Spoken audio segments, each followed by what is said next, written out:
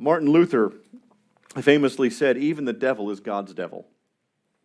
Let me say that again. Even the devil is God's devil. Have you ever thought of the devil being God's devil? Does that kind of take you back a minute? Does it kind of make you stop and think for a moment? I told you that Martin Luther is credited with that quote. He said it because he understood an important theological truth. And that is that God is absolutely sovereign, even over Satan. So take your copy of God's Word tonight, find Job chapter 1. For those of you in the early service, you didn't hear me allude to this. In the 11 o'clock service Sunday morning, I certainly did allude to this. Matter of fact, I gave a brief aside during which I mentioned Job chapter 1 as evidence about God's sovereignty over all things, even Satan. And because we are going to deeply consider God's sovereignty as we look to Romans chapters 9 through 11, I thought it might be helpful tonight to help set a foundation. On this past Sunday, I started that and then begin to build on that foundation tonight. So in Job chapter 1, we see that God always drives the action and God is never reactive. The scene that we're going to read and study this evening announces God's total sovereignty over this supernatural realm, even over good and evil. So let me set the context before we go any further. The book of Job is widely considered the oldest book in the canon of Scripture. We don't know necessarily who wrote the book. Some throughout church history and some scholarly circles believe that Elihu from the latter part of the book is actually the narrator and the human author of the book. And if you know anything about the book of Job, you know that it deals with several important themes, such as the problem of righteous suffering, the limits of human understanding, God's sovereign plan and wisdom, integrity and suffering, true worship versus transactional religion. And so the narrative of Job begins by taking us to something that happened, something real, something genuine that happened a long time ago in a place that is far, far away. And there we are introduced to a man who is described as being blameless and upright, one who feared God and turned away from evil. When we read the first few verses of Job, we realize that Job was blessed tremendously of God. He had a large family, 10 children. He had massive holdings, 7,000 sheep, 3,000 camels, 500 yoke of oxen, 500 female donkeys, and very many servants. And Job was also influential and respected. In Job, we see the ideal man who had deep concern for holiness, great concern for his children. The Bible says that he sacrificed every night so that just in case his children cursed the Lord in their heart, they would be covered. He had a persistent desire to honor God in all things. But think about this. One night he went to bed. A happy, wealthy, prosperous man. One night he went to bed. He had a great family. Was well respected. From a human perspective, he went to bed that night and closed his eyes in sleep, having everything that a human being could possibly have at that time. He went to bed that night unaware of a meeting that had convened in the courtroom of heaven. A meeting that shortly after would alter the course of Job's life and shatter every concept of worldly blessing. So look with me, Job chapter 1, beginning in verse number 6. Now there was a day when the sons of God came to present themselves before the Lord, and Satan also came among them. The Lord said to Satan, "From where have you come?" And Satan answered the Lord and said, "From going to and fro on the earth, and from walking up and down on it." The Lord said to Satan, "Have you considered my servant Job, that there is none like him on the earth, a blameless and upright man, who fears God and turns away from evil?" Then Satan answered the Lord and said, "Does Job fear God for no reason? Have you not put a hedge around him and his house and all that he has on every side? You have blessed the work of his hands, and his possessions have increased in the land. But stretch out your hand and touch all that he has, and he will curse you to your face." And God said to Satan, "Behold, all that he has is in your hand. Only against him do not stretch out your hand." So Satan went out from the presence of the Lord. How often do we agree with the idea or the concept that God is sovereign, but we in some way believe that his sovereignty does not extend to all things? God is sovereign, but not over life and death. God is sovereign, but really only over spiritual and religious things that are in his realm, but politics and rulers of nations and things outside of the spiritual, well, God doesn't really touch those things. God is sovereign, but not over human free will. God is sovereign, meaning that he knows what will happen, but he doesn't determine it. God is sovereign, but not over salvation. God is sovereign, but not over evil and suffering. Let me ask you, why do you believe we try to limit God's sovereignty? Why do you believe we try to limit God's sovereignty in some way? We don't want to give up control, yeah. Lack of trust. A lack of trust, okay. If we believe he's sovereign in certain things, we can't believe that certain things are happening under his control. Yeah, I mean, if God is sovereign and these things are happening, what does that tell us about God? Our mind can go there, can't it? What else? Good answers, by the way. Why do we have a hard time believing God is sovereign over all things? Yeah, Tim. We tend to rely on what we can see. We tend to rely on what we can see? Absolutely. Yes? If we believe he's loving to us, we have a hard time thinking if he loves us, he'll cause pain Mm-hmm. and stuff. So Yeah, that just doesn't compute in our minds, does it? It's hard to grasp. What else?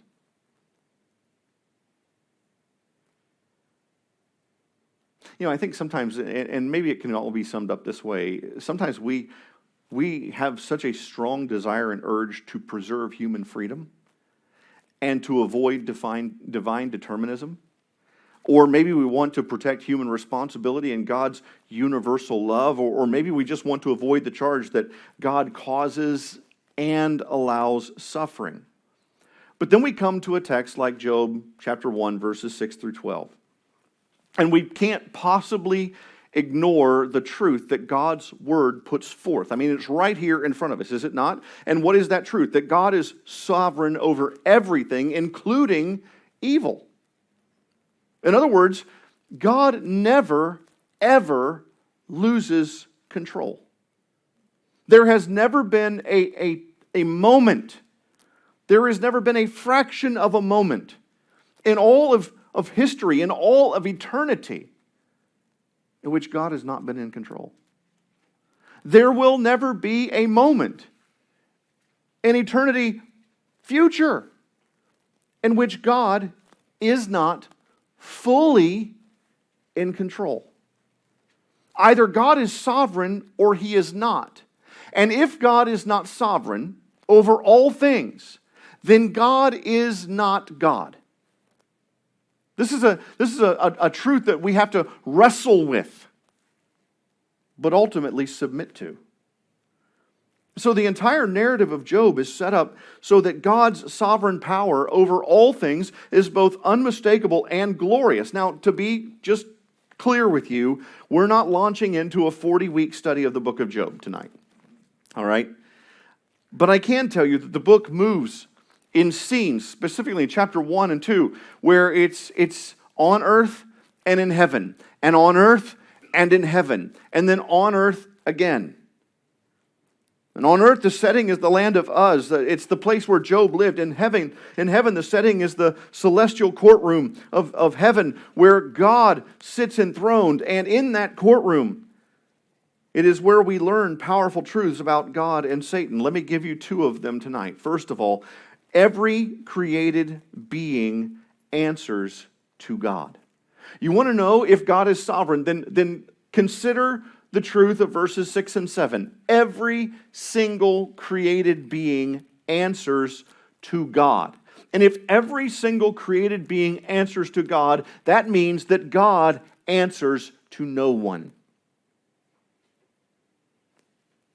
Now, as you look at beginning of verse number 6, now there was a day, the Hebrew grammar in this verse, at the beginning of this verse, the outset of this verse, it really announces that this scene that is being painted for us now by the human author, that this scene, that this takes place in the midst of Job's idyllic life, right? In verses 1 through 5, it describes this wonderful life that Job had. All of the wealth, all of the possessions, all of the respect, his family, everything that we would look at from a human perspective and say, man, Job has it all. In the middle of all of that, the scene switches from Job's life on earth to the courtroom of heaven, where at that time, God was holding court. That something amazing was taking place at that moment. And really, it tells us that this is driving now the main moment of the entire narrative. That everything that happens in Job, it hinges on this time, this meeting, this moment. And what does it say? There was a day when the sons of God came to present themselves before the Lord. Now, who do you think these sons of God are? Angels. Why do you think that? Well, it wouldn't be people. That's true. That's right. You're right. It is, I believe, angels. It's angelic beings. It's beings that are supernatural, but this is an important distinction, so please don't miss this. Supernatural, but not divine. Okay? Now hold on to that for just a second. These sons of God, these are God's servants. How do we know that they are God's servants? Because they came to present themselves before the Lord.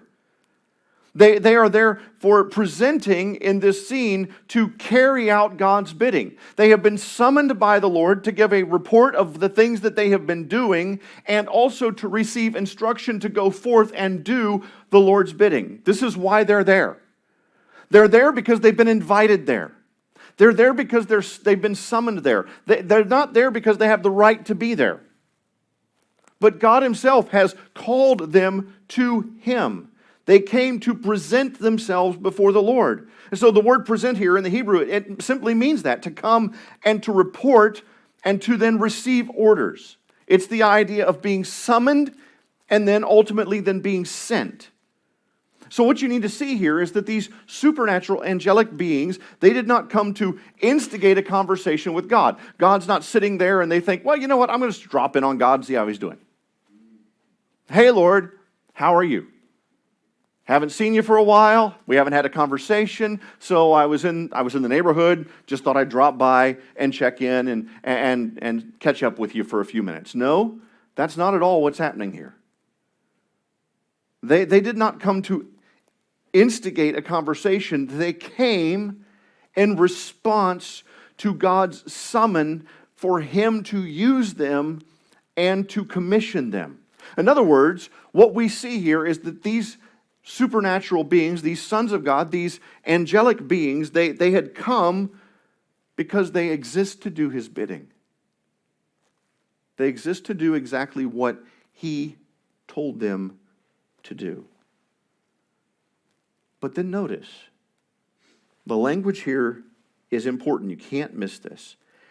And Satan also came among them. Now, it doesn't show up in the English, but there is actually in the Hebrew a definite article before Satan. So in Hebrew it reads the Satan. All right? And the Satan also came among them. Now the word also here, it tells us that what is true of the sons of God is also, or at the same time, true of Satan. Now, what does that mean? He was summoned. It means that Satan didn't just casually waltz into the courtroom of God right up to the throne and of his own volition say, "Hey, how are you?" It means the only reason he was there is because he was told to come there. Now, what does that do to dispel preconceived notions of God and Satan's relationship that we have in our minds? A lot of times we think that Satan just has the right to run up to heaven and go before God whenever he wants to and say anything that he wants to say.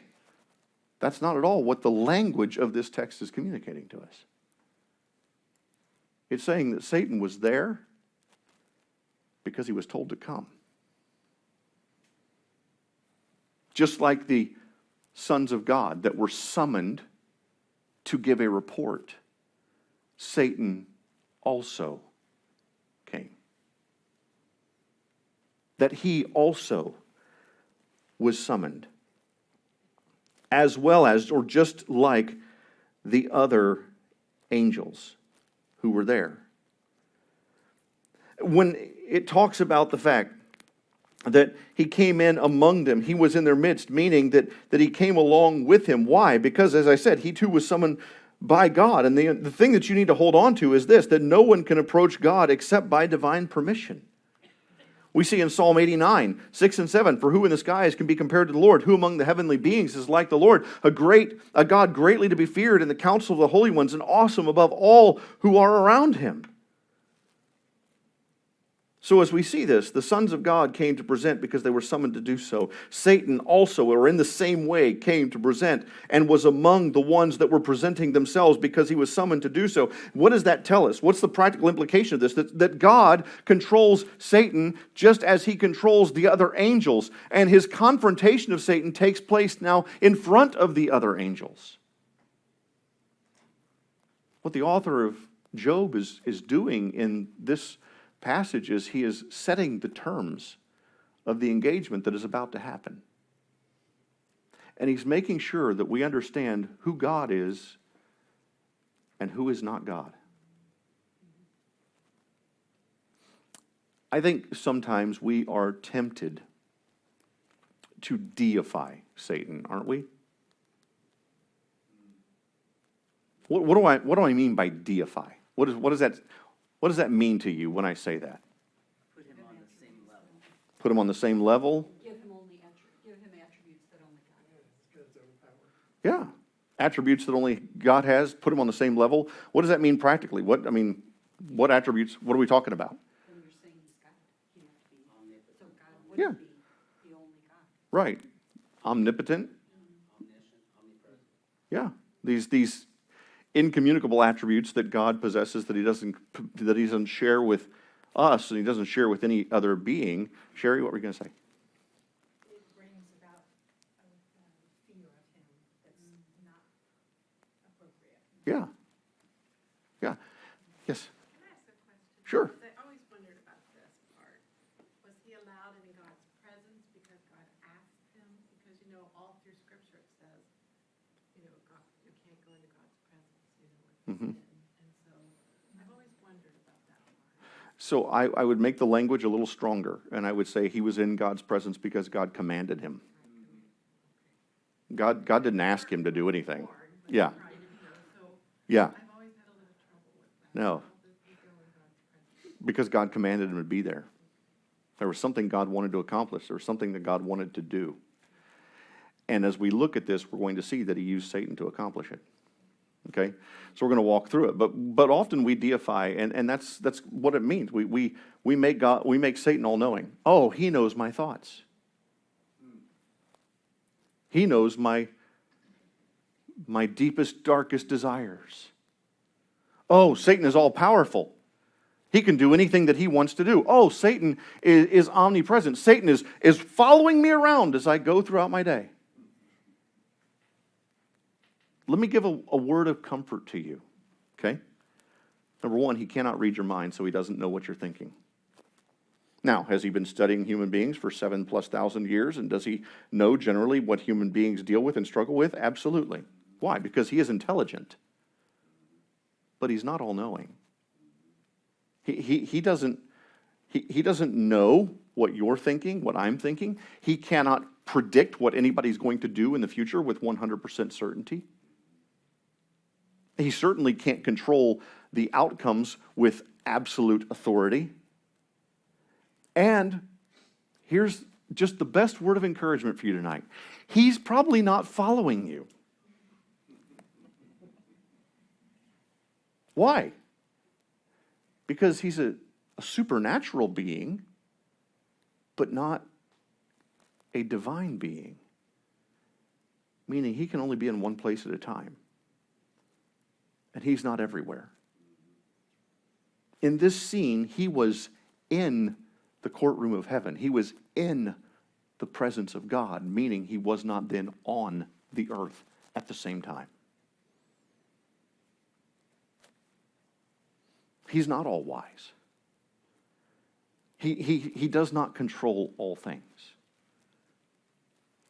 And we see that here. He was summoned, commanded to come into the presence of God, just like every other angel. Is he powerful? Sure. Is he intelligent? Sure. Is he relentless? Absolutely. But he's not God. He never has been. He never will be. So, he's commanded to come into the presence of God. And then in verse number 7, we see that the Lord initiates a conversation with him.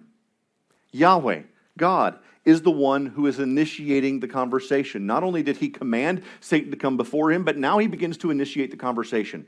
Notice what it says. The Lord, or Yahweh, said to Satan, "From where have you come?"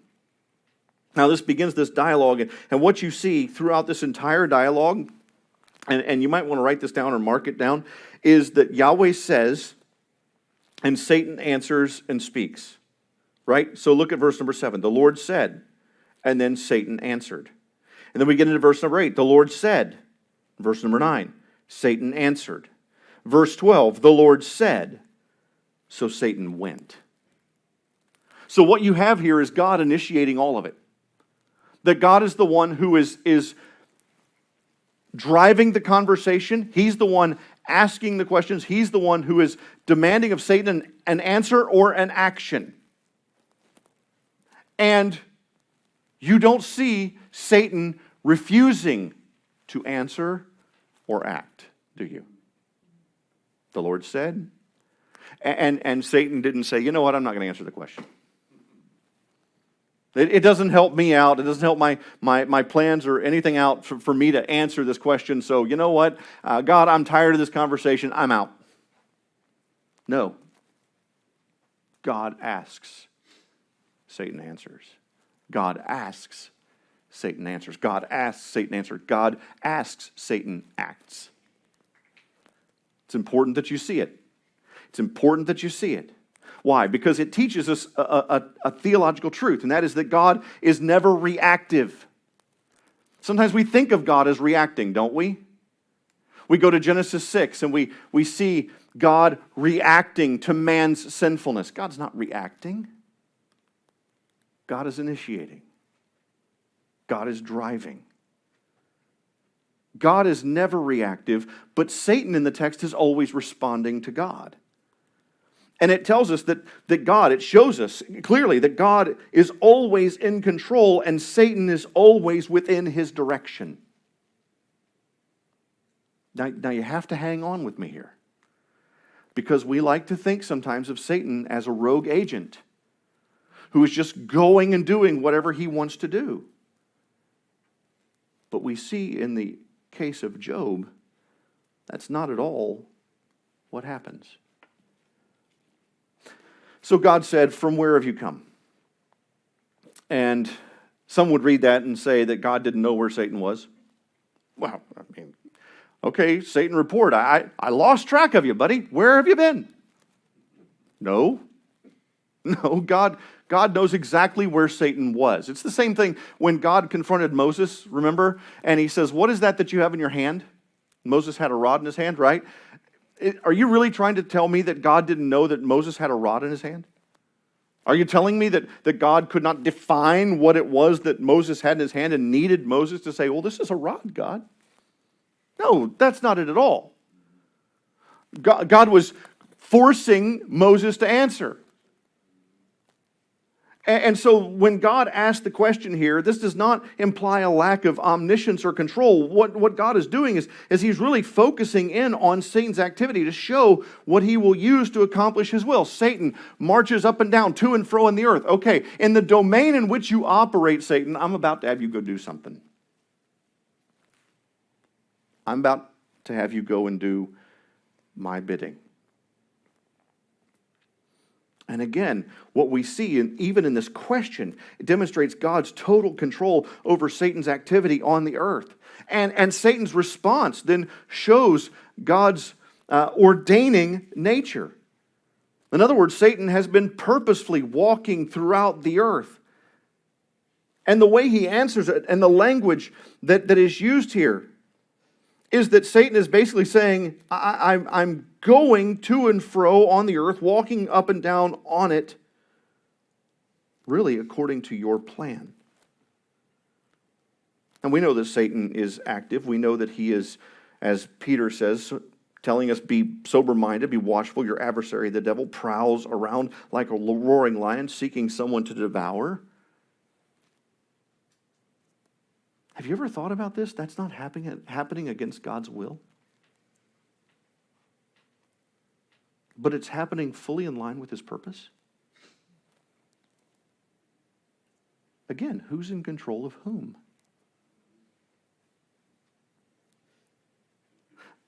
But often we think of Satan as God light. And yet God, through inspiration, does something marvelous for us here. He actually opens the courtroom of heaven to allow us to see that Satan is not a rogue agent doing whatever he chooses to do, but he is under the control and the authority of Yahweh. And just like every other created being, Satan answers to God, not the other way around. So let me ask you a question. How does that either comfort, encourage, or trouble you? How does that comfort, encourage, or trouble you?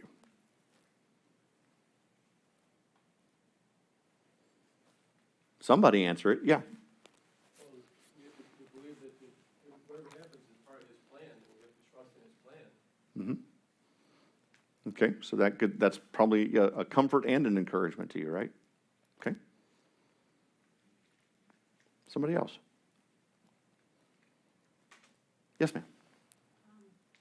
Kind of a trouble in trying to explain that to people who don't know him. Yeah. Why would a good God purposefully choose not to save my child or myself or something like that? Yeah. Certainly a troubling thought. Yes?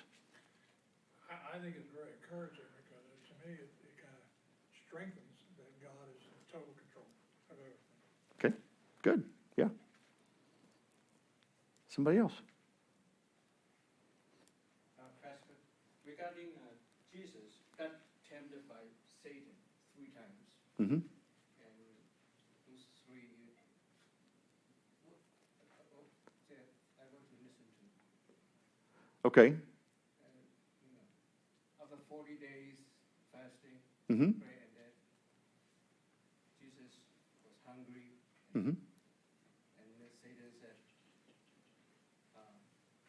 Turn the stones into bread. Yeah. So it's all,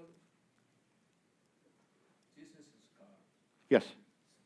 God, this is God. Yeah, so if you're asking, it seems like Satan was in the driver's seat in the temptation and telling Jesus, if you're hungry, make the stones into bread, cast yourself down from the temple and from the pinnacle of the temple, this, that, the other. But then you have to look at it from the other side and say, who resisted the temptation successfully? And so therefore, who was really in control? It was Christ, right? He didn't give in to the temptation. He didn't sin. He did not fall in temptation the way that Adam had fallen in temptation. He completely successfully conquered the enemy in that moment. Plus, who led him into the wilderness?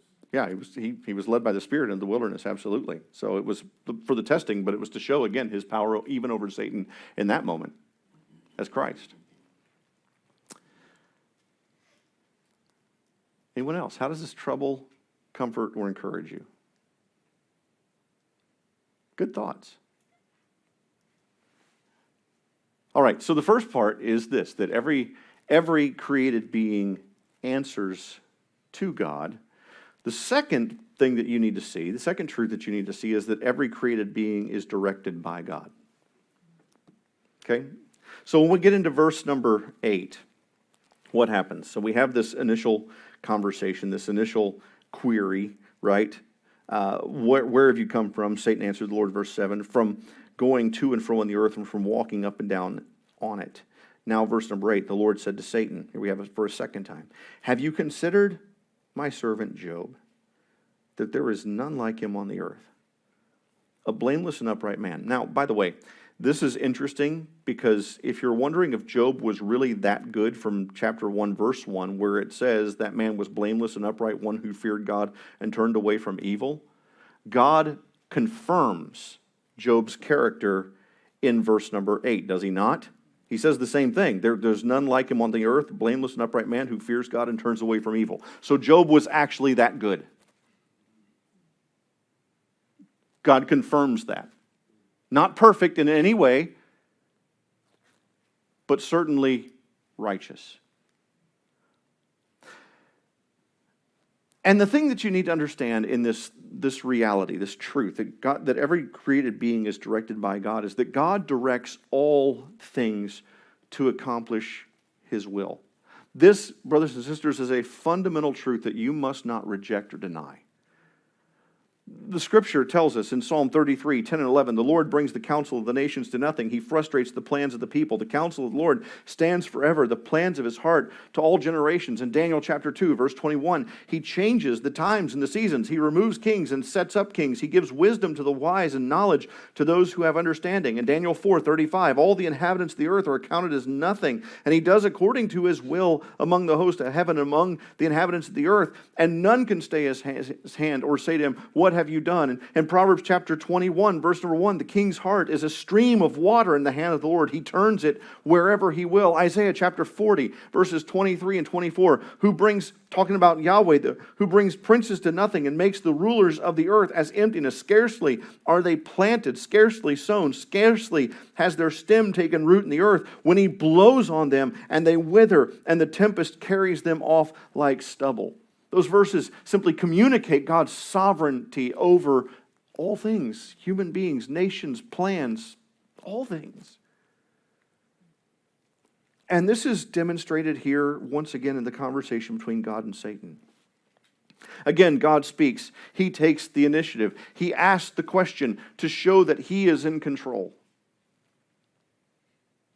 It's like if you were in the witness stand at a trial, and either the prosecuting attorney or the defense attorney comes and begins to ask you questions.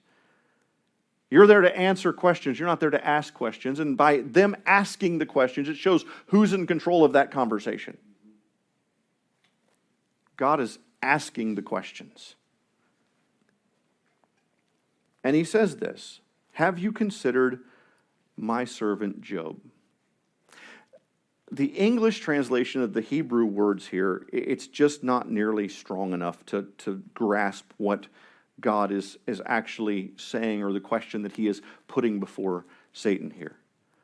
What he's saying in the Hebrew is this, have you set your heart on Job? Have you marked him? Have you targeted him? Have you gone after him? Now again, God knows that he hadn't. But don't miss this truth, that God brings Job up to Satan. God is the one who asks, have you set your sights on, or have you targeted Job? And Satan responds to the question. And the way Satan responds to the question really sets up the rest of the narrative of the book of Job. Because he answers the Lord in verse number 9 and says, does Job fear God for no reason? Essentially, what Satan is saying is, listen, Job has every reason to fear you. Job has every reason to be concerned about the relationship with you. And what Satan is doing here is he's accusing Job of having a transactional or a conditional faith. Of course Job fears you. Look at what you've done for him. Look at the blessings you've poured on this man. Of course he's going to respect you. Of course he's going to revere you. Of course he's going to love you. See, Satan believed, and this is exposed by what he says, Satan believed that Job's devotion to God wasn't because God was worthy, but because God made it worth Job's while. In other words, he was saying, listen, God, Job loves the gifts that you give him, not you who is the giver of the gifts.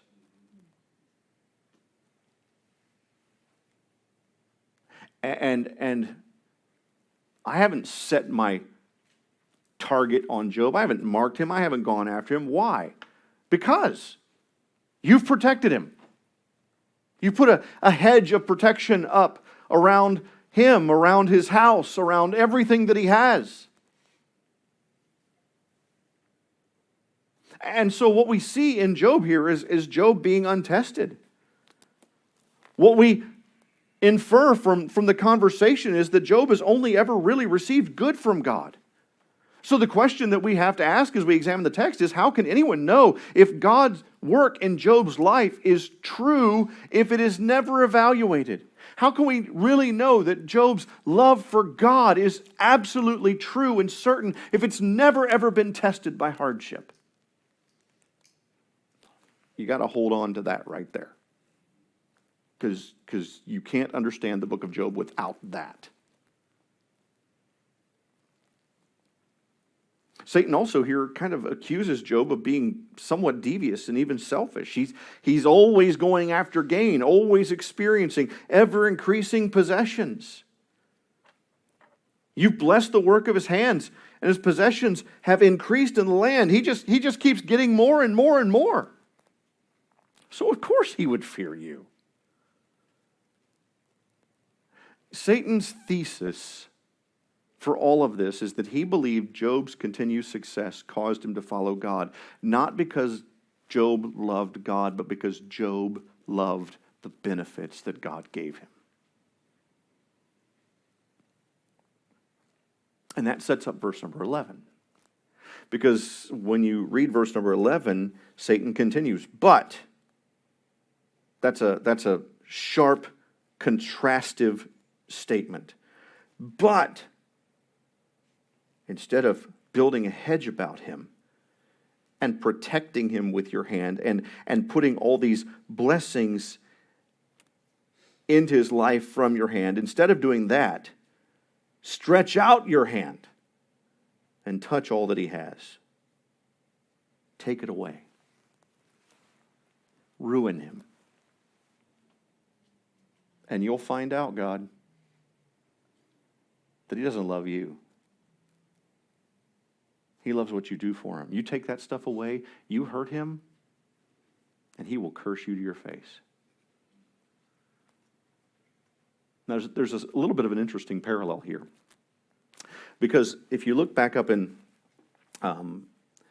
verses 5, when the days of feast, or verse 5, when the days of feast had run their course, Job would send and consecrate them, and his children, he'd rise early in the morning and offer burnt offerings according to the number of them all. For Job said, it may be that my children have sinned and cursed God in their hearts. So Job was all concerned about his children cursing God in their hearts, and Satan is saying, no, Job will do worse than curse you in his heart. He will curse you to your face. That's how much of a fraud Job is. He only loves you because you do good things for him. Take that away, and he'll curse you.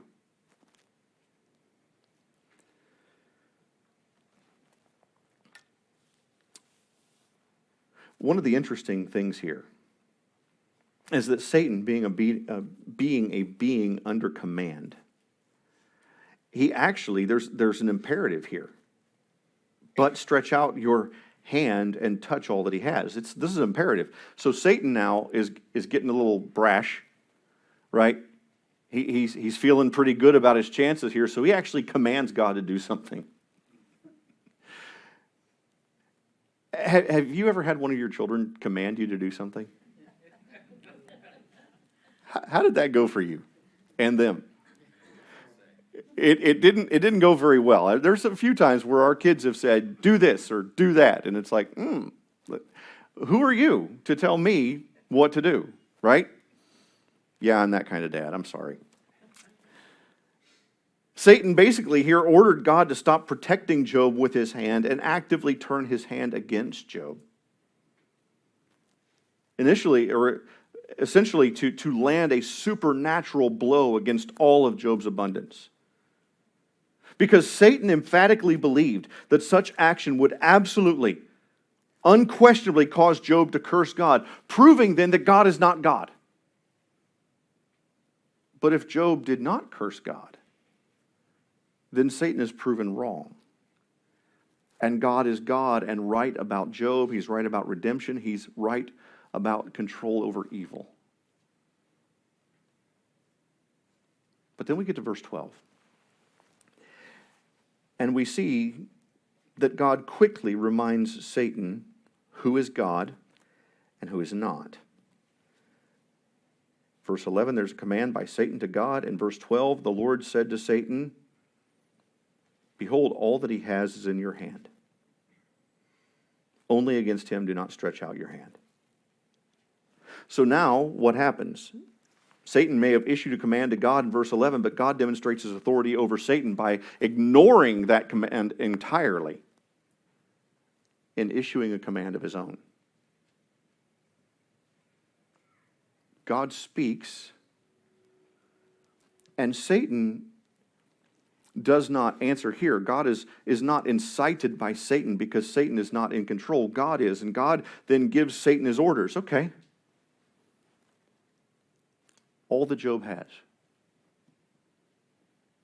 his possessions, his children, his reputation, I'm putting it into your hand. Now, what does that tell you? It wasn't in Satan's hand to begin with. None of it was in Satan's hand to begin with until God says, I'm putting it in your hand. I am giving you authority that you do not inherently have to do only that which I will permit. He told Satan what he was permitted to do. Take everything he has. And what he was not permitted to do. Don't touch him. Divine boundaries, right? Everything that he has, everything that he values, I'm going to put in your hand, Satan, and you can do with what you want. But I'm going to draw a line, and you can't cross it.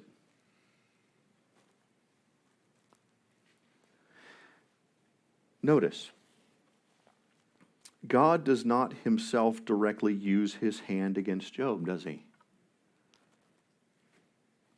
But he demonstrates his power over Satan's hand. Use your hand to do what you want to his family and his possessions. Satan cannot grasp anything unless God places it in his hand. When you see the word only here in the English language, it simply means this, that Job himself was entirely off limits. And in this we have an important theological reality. And that is this, that God displays his sovereignty in this text, and at the same time he makes it known that Satan acts in his own volition as well. Let me ask, did God put evil thoughts into Satan's mind regarding Job? No. How do we know that? Well, the text clearly infers it. Have you set your sights on my servant Job? No, because you're protecting him. What does that tell you? It tells you, God, if you weren't protecting him, I would have done this a long time ago. God, if you weren't putting a hedge around him, I would have gone after him a long time ago. But you've been taking care of him. He's untouchable to me. God didn't plant an evil thought towards Job in Satan's mind. He didn't have to. Satan just seeks to do evil. Here's the second question. Did God force Satan to attack Job? No. All that he has is in your hand. Could Satan have said, not going to attack Job? Could have, because there's not a command here to attack him. There's only one command, and the command is what? Don't hurt him. I'm going to remove the barriers. Do whatever you want to him. You just can't hurt him. God didn't command Job or Satan to attack Job. Satan did that on his own. How do we know that? Well, look at verse 13. Now there was a day when his sons and daughters were eating and drinking wine in their oldest brother's house. And there came a messenger to Job and said, the oxen were plowing and the donkeys feeding beside them. And the Sabeans fell on them and took them and struck down the servants with the edge of the sword. And I alone have escaped to tell you. And while he was yet speaking, there came another and said, the fire of God fell from heaven and burned up the sheep and the servants and consumed them. And I alone have escaped to tell you. And while he was yet speaking, there came another and said, the Chaldeans formed 3 groups and made a raid on the camels and took them and struck down the servants with the edge of the sword. And I alone have escaped to tell you. And while he was yet speaking, there came another and said, your sons and your daughters were eating and drinking wine in their oldest brother's house. And behold, a great wind came across the wilderness and struck the 4 corners of the house, and it fell upon the young people, and they are dead. And I alone have escaped to tell you. God said, all that he has is in your hand. And Satan said, okay. And he unleashed the fury and brought great suffering to Job. What does that mean? It means that it is Satan who is fully capable or culpable for his actions against Job. And God did absolutely no evil in the process.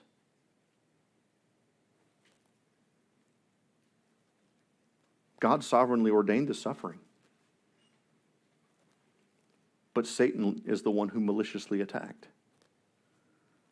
Think of it this way. Think of a playwright who writes a story where a villain commits evil, and the playwright ordains the whole story, but the character is still evil within the story's moral universe. The author is not evil for writing a story that includes evil. So we know and see here that Satan departs to do God's bidding. Go. Satan does not negotiate or argue. He simply obeys. And he obeys in what way? He does not attack Job. And Satan was not working outside of God, but completely within God's will. And so we see that God's sovereign activity in the text shows us that God's work in Job's life ultimately will not fail.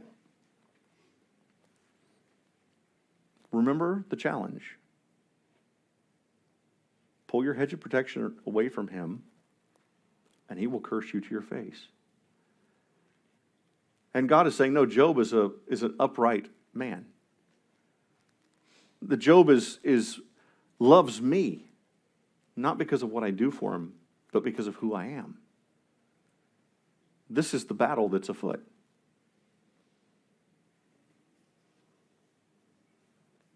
God knows how it's going to turn out. There's nothing in this story that takes God by surprise in any way.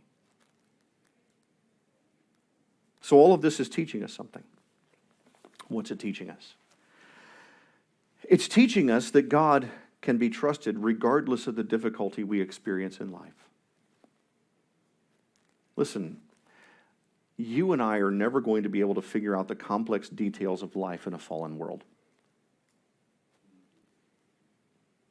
We're not going to be able to figure out why anything happens. Some things are just hidden from us. We experience the suffering. We feel the pain, the disappointment. We bear the scars. But we don't necessarily know why, specifically. And the reality is, knowing why wouldn't necessarily solve anything for us, would it? I mean,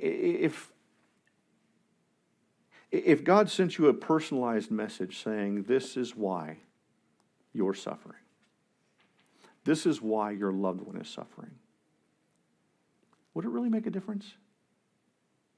Would that really bring you any comfort? No, it wouldn't.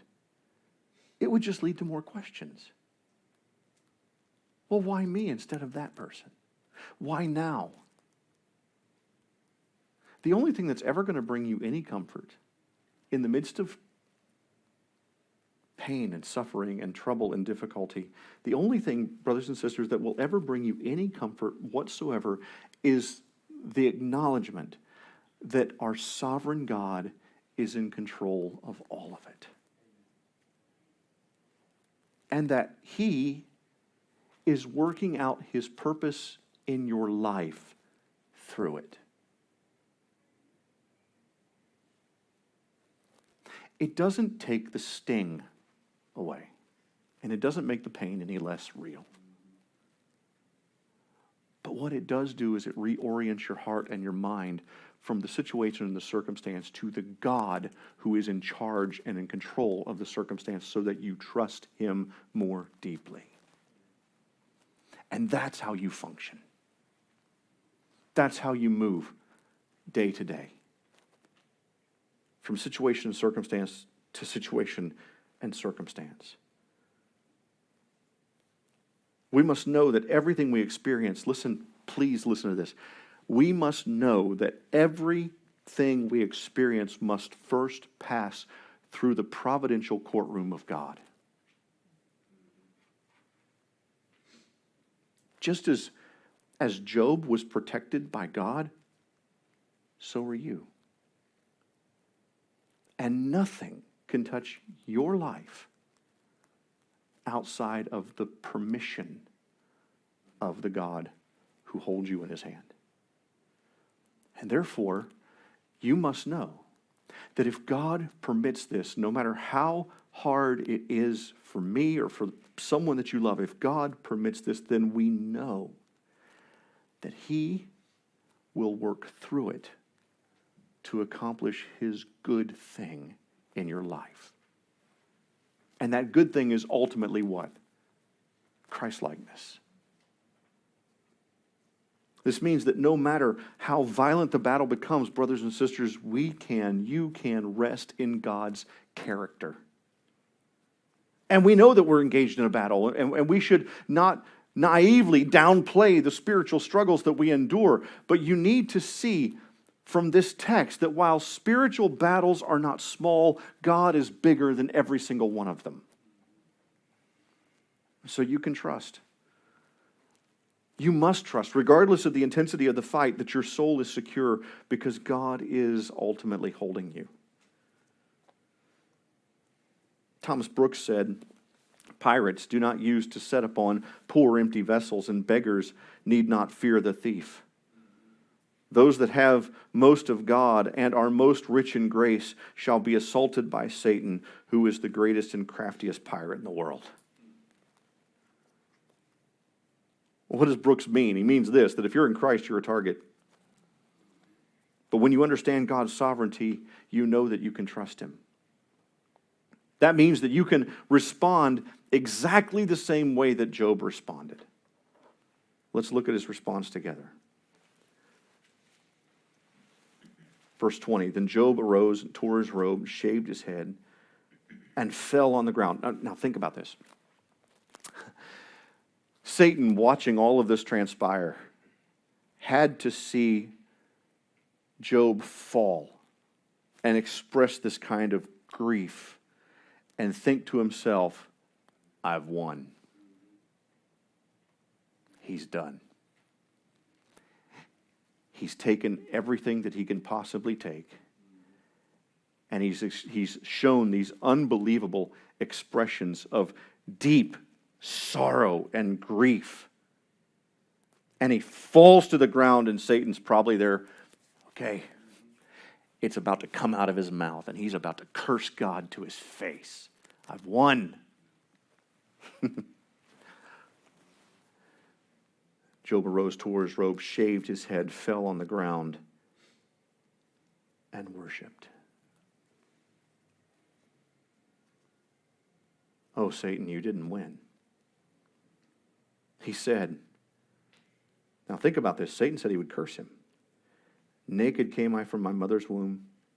Naked shall I return to the Lord gave, and the Lord is taken away. It's interesting whom he credits with his loss here. Blessed be the name of the Lord. Complete opposite of cursing. He's going to curse you to your face. He blessed him to his face. God was right. This wasn't a gamble for God. He knew exactly what Job was going to do. He knew that he could release Satan to throw whatever he wanted to throw at him. And he knew the heart of his servant Job.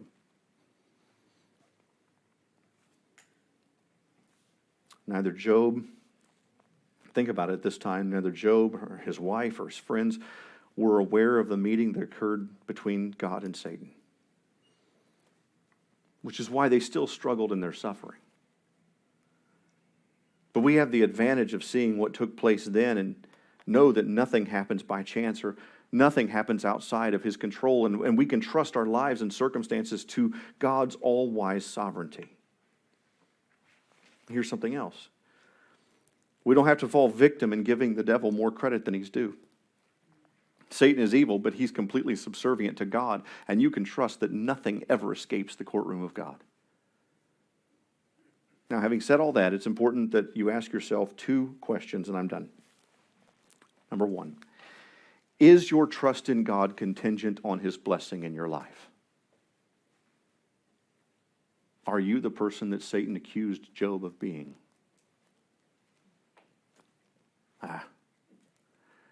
He only loves the Lord. He only serves the Lord. She only does what she does because God has blessed them and provided for them and been good to them and protected them. And if God took any of that away, they'd quit on him. Is your trust in God contingent on his blessing in your life? Second, do you worship God for who God is or for what God gives? Do you worship God for who God is or for what God gives? We ought to worship him for who he is. This is the fundamental issue with Job, right? Take it away, he's done. No.